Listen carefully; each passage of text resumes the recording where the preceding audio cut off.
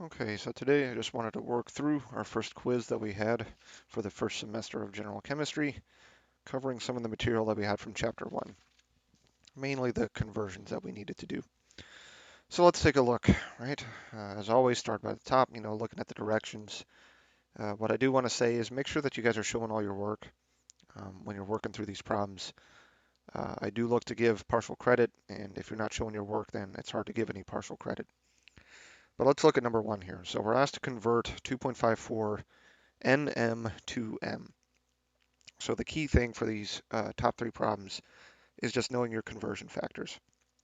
And remember, if we have the prefix lowercase n, right, that's nano, right? And so from that, we're saying 1 times 10 to the negative ninth, right? That's the conversion factor for nano. So how do we go through and set up the equation that we need to solve our first problem?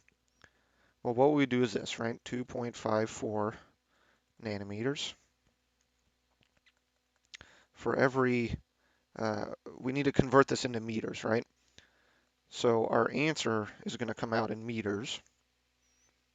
And if we want our units in meters, that means we have to have meters here on the top, and nanometers on the bottom here is going to cancel that out. So there's 2 ways we can approach this, right? We can say for every 1 times 10 to the ninth nanometers, there's 1 meter, okay? And if we do that, then we're just simply going to have an answer of, let me give myself some space, 2.54 times 10 to the negative ninth nanometers, if we plug that in. Okay, let me just switch colors here just to make the second point.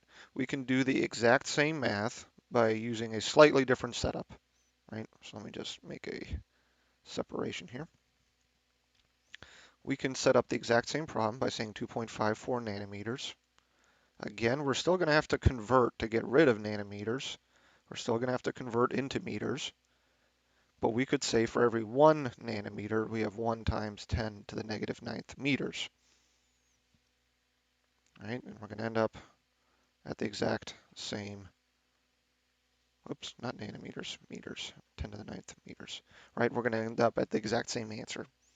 Pay very close attention, right? Pay very close attention to how we have these 2 values right here, right? Whether it's times 10 to the ninth or 10 to the negative ninth, right? Make sure that you're putting in the right conversions to the right scale for what we have. All right, going on to the second one here.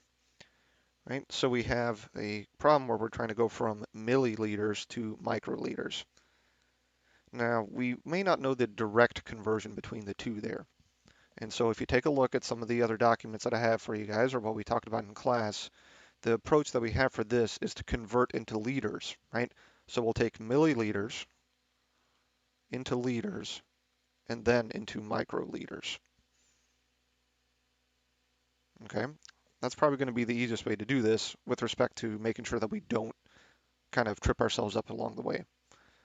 Right? We could go directly from here to here if you have that memorized, okay? But let's go in this 3-step kind of sequence that we have.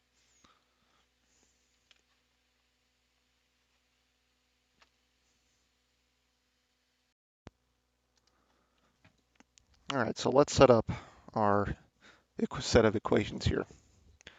So we start out with 0.0334 milliliters. We're going to convert that first into liters. Let's just use a different color for emphasis here, right? So we'll do this one here in red. So we need to get rid of milliliters and convert it into liters. And let's get purple here. That seems good. Right, and so let's do this last conversion here in purple, right? In our last set of conversions, we need to get rid of liters and convert it into microliters. Right, so that's our basic setup here. All right, so let's take a look in the red there. How do we convert milliliters into liters? Well, we need to know there are 1,000 milliliters in every 1 liter. Okay. And in purple, we need to know that for every 1 liter, right, we have 1 times 10 to the 6th microliters. And just like I showed in problem number 1 there in the green, right, we can, change how we approach the conversion factor there, right? But whatever way is most comfortable with you, okay? And if we do that, we will get an answer of 33.4 microliters. Because remember, let's get orange here, right? Milliliters cancel with milliliters, liters cancel with liters. All right, so exact same approach for problem number 3 there, right? We're going to go milligrams to grams and grams to kilograms. All right, let's color code it. We'll do that in red again, and we'll do this one in purple again here. Okay, so let's get that set up. 5.401 milligrams. Cancel out our milligrams, convert it into grams.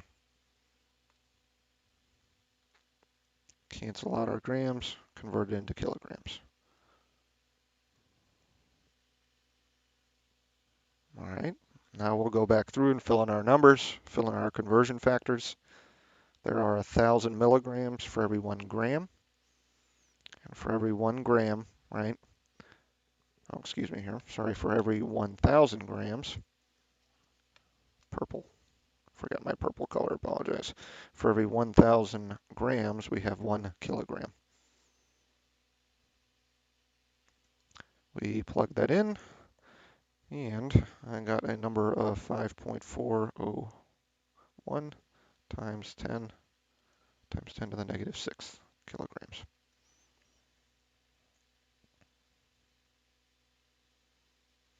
Okay. Last problem. So getting a little bit more into these word problems, which we expect to see as we go through the semester here.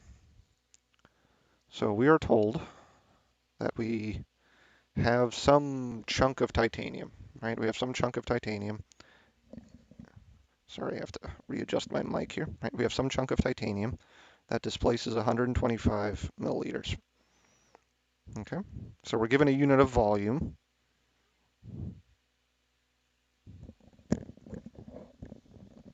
Right? We're given a unit of volume, and we're given density. Right? So we're told that we have a density of 4.51 grams per, let me just rewrite this a little bit neater here, grams per milliliter. And we're asked to find the mass, right? What's the mass of the titanium that would displace 125 milliliters of water? Now, hopefully, if we're starting to get into this math mindset here, we can start to see some things. Here we're given units of volume in milliliters. Here we're given units of milliliters also. So if we multiply these two together, right, we're going to cancel out milliliters, and it's going to leave us in units of grams. And so the question is units of grams a measure of mass? And the answer is yes, right? So we could just answer this question just by multiplying these two together. And what I'm trying to show you guys here is that we should start to take a look at the units for what information is given, right? If we're stuck on a problem and we can't figure out how to get things set up, start to analyze how we can multiply or divide, add or subtract some of the different values together just based off of the units themselves, right? It might be a good place to start if we are stuck. So let's get this written out, 125 milliliters. Right, we're going to multiply this times our given density, which tells us we have 4.51 grams for every 1 milliliter. Right? And if we put that together, I got an answer of about 563.8, right? 563.8 grams. And that's all there is to it, right? So the name of the game for this quiz number 1 was taking a look at the units that we have, setting up the proper equations, and making sure that we know our conversion factors, right? And remember, what I'm talking about when we're dealing with conversion factors are these values that we put, right? These values that we put right here, right? How we convert one unit from another. Dimensional analysis might be another term that we see, right? But all these terms come together to basically say, do we understand the math for what's going on? So make sure you guys are practicing.